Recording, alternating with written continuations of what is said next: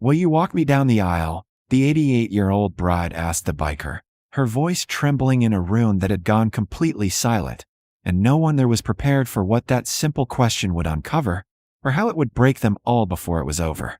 The Iron Vulture's clubhouse wasn't a place people wandered into by accident. It sat on the edge of town behind a rusted gate and a gravel lot lined with heavy motorcycles that looked like they'd seen more miles than most people ever would. And inside, the air carried the thick scent of engine oil, leather, and something harder to define: years of loyalty, fights, and brotherhood forged the hard way. That Tuesday afternoon had been like any other: voices low, a game of cards half finished, someone tuning an engine in the corner, until the door creaked open and every sound in the room died at once, because standing in the doorway was a woman who looked like she belonged anywhere but here. She was small, fragile in the way that comes with time rather than weakness, her white hair carefully pinned back, her pale blue dress pressed as if she had somewhere important to be, and her hands trembled slightly, not with fear, but with effort, like just getting there had taken everything she had. 12 hardened men stared at her, unsure whether to step forward or stay still, because they had faced danger without blinking but didn't quite know what to do with something this unexpected. And it was Reed, the club's president, who finally pushed back his chair and stood, his broad frame and weathered face softening just enough to meet her halfway. "Ma'am, you lost?" he asked, not unkindly, and the woman shook her head slowly, her eyes searching the room until they settled on him with a kind of quiet certainty that made something in his chest tighten. "You're Reed," she said, not a question but a fact, and when he nodded, she took a careful step forward, the sound of her shoes against the concrete floor echoing louder than it should have in the silence. "My name is Eleanor Whitmore," she continued, her voice steady despite the tremor in her hands, "and I was told if I came here, I might find someone who could help me." A few of the men shifted, exchanging glances, because help wasn't a word often used in their world, at least not like this, and Reed gestured toward a chair. "You can sit," he offered, but she shook her head again. "No, thank you. I won't take much of your time." That alone told him she was serious. People who came here usually wanted something big, something messy, and they settled in like they owned the place. But this woman stood like every second mattered, like she was holding herself together by will alone. "What do you need?"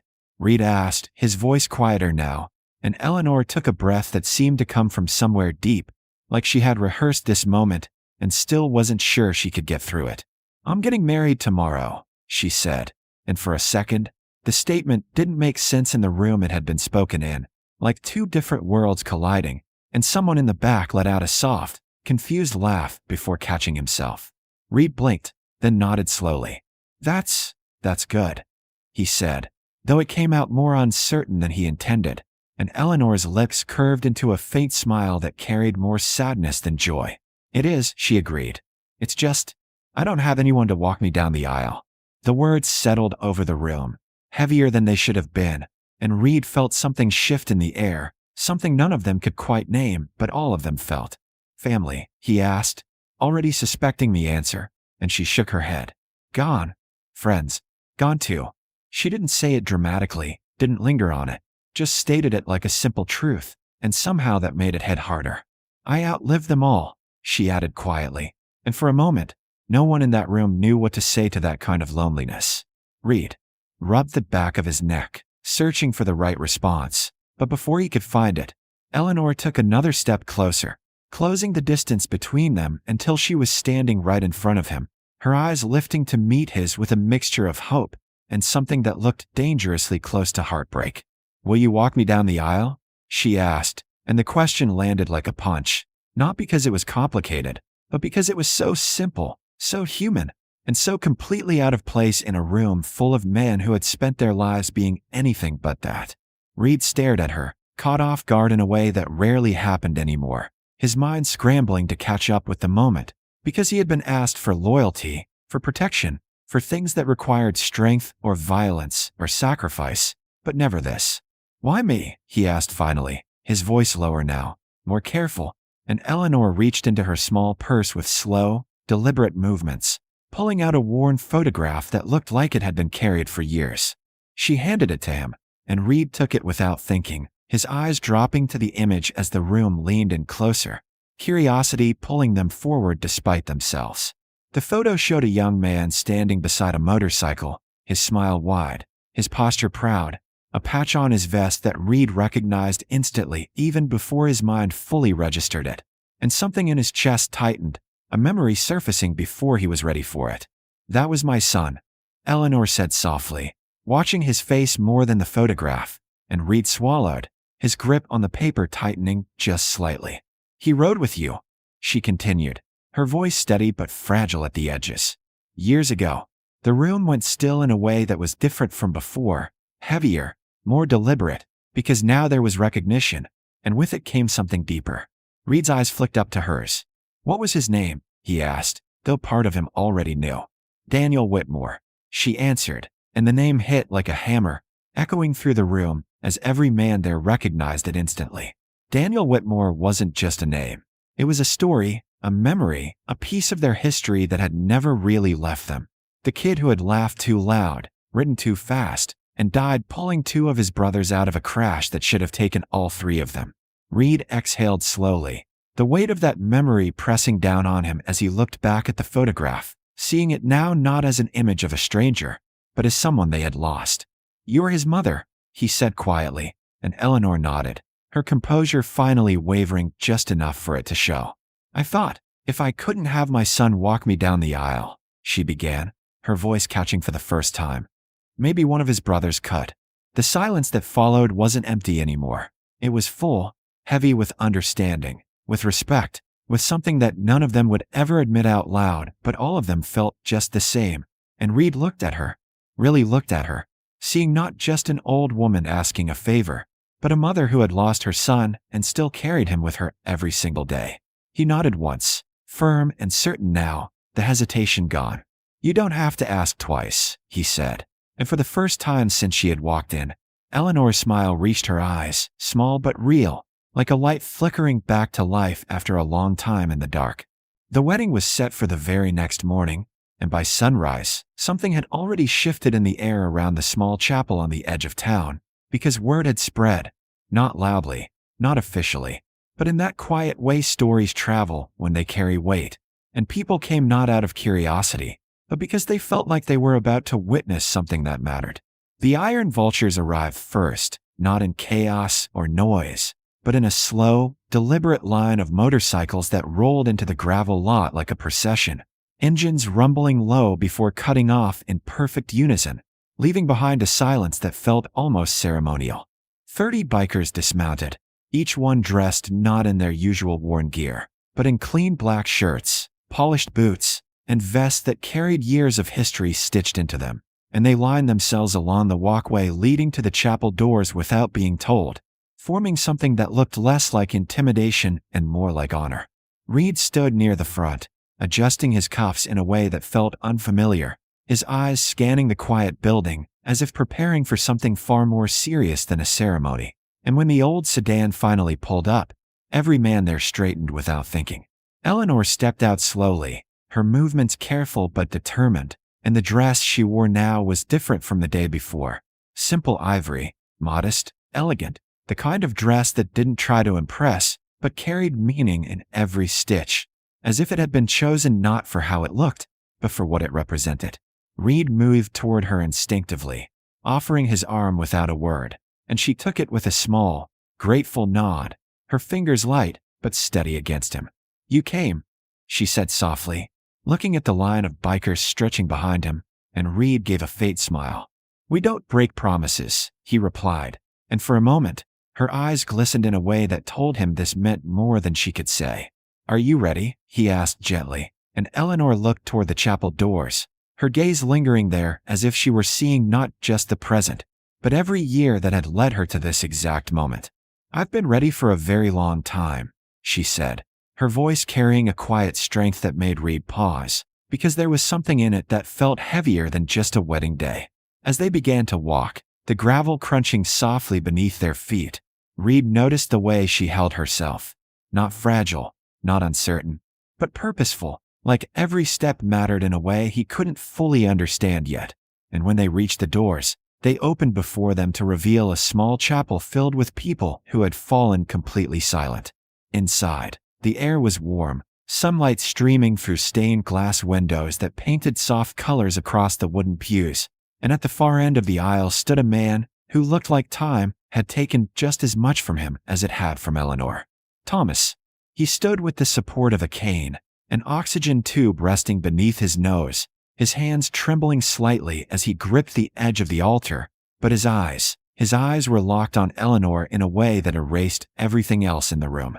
Reed felt it immediately, the kind of connection that didn't need explanation, the kind that had survived years, distance, loss, whatever had come between them.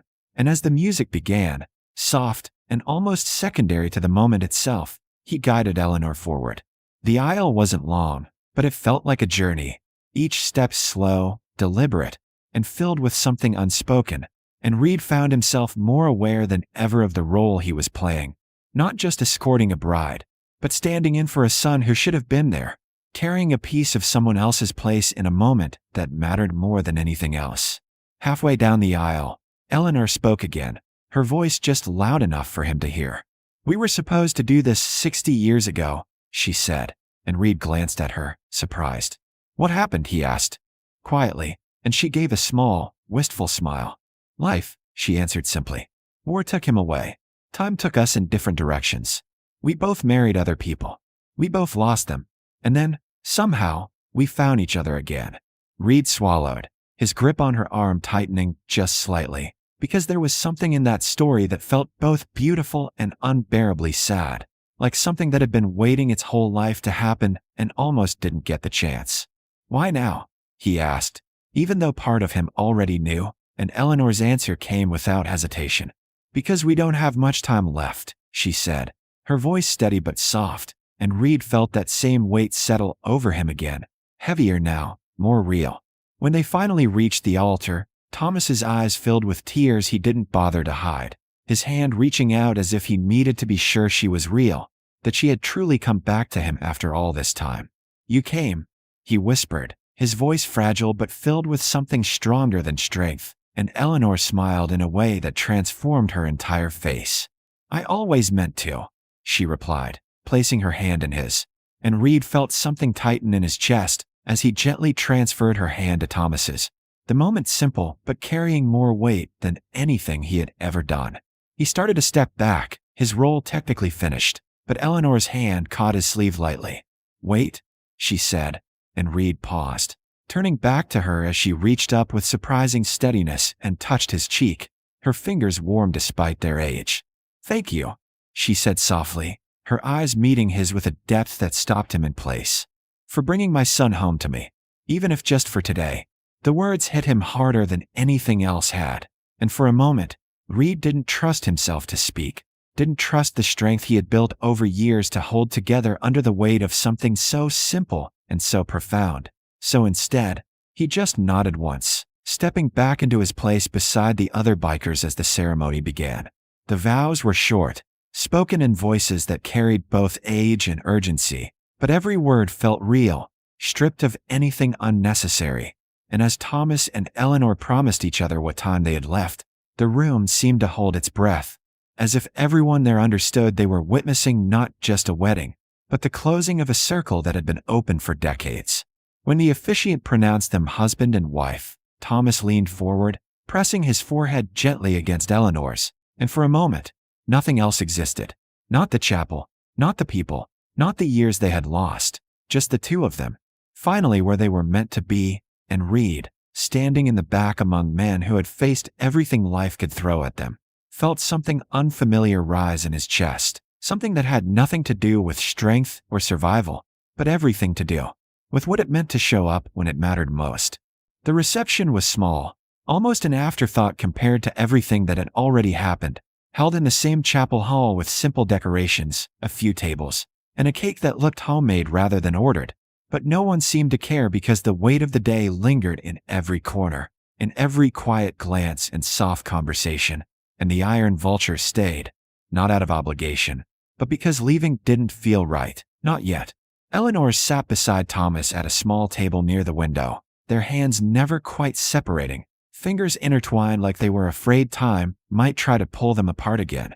And Reed stood a short distance away, watching without meaning to, feeling like an outsider to something deeply personal, yet somehow part of it all the same. Every so often, Eleanor would look over at him and smile. That same small, grateful smile that carried more meaning than words. And each time, Reed felt that unfamiliar tightness in his chest again, the kind he wasn't used to, the kind he couldn't shake. As the afternoon wore on, people began to drift out quietly, offering hugs, whispered congratulations, and lingering looks that suggested they understood this wasn't just a celebration.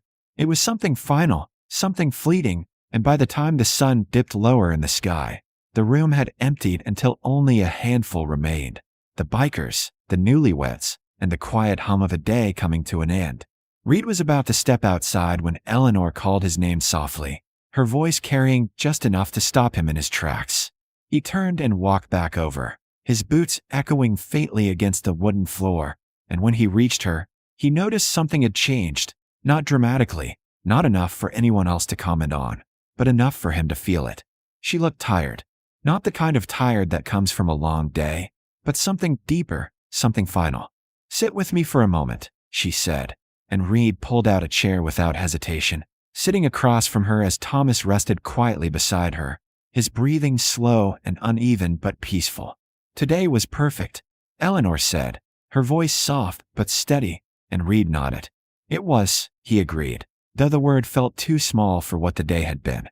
She reached into her purse again, the same careful motion as before, and pulled out the photograph of Daniel, placing it gently on the table between them. "He would have liked you," she said, her eyes lingering on the image, and Reed felt his throat tighten. "He was a good man," Reed replied quietly. "He was my son," she said, a faint smile touching her lips, and then her gaze lifted back to Reed, something more serious settling into her expression.